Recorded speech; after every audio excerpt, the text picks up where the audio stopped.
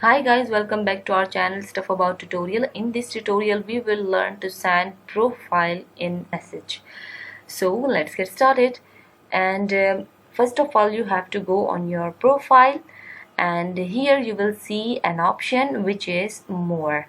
You have to click on it, and here you will see send profile in a message.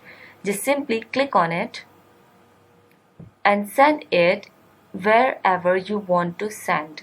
Like, it can be any company name,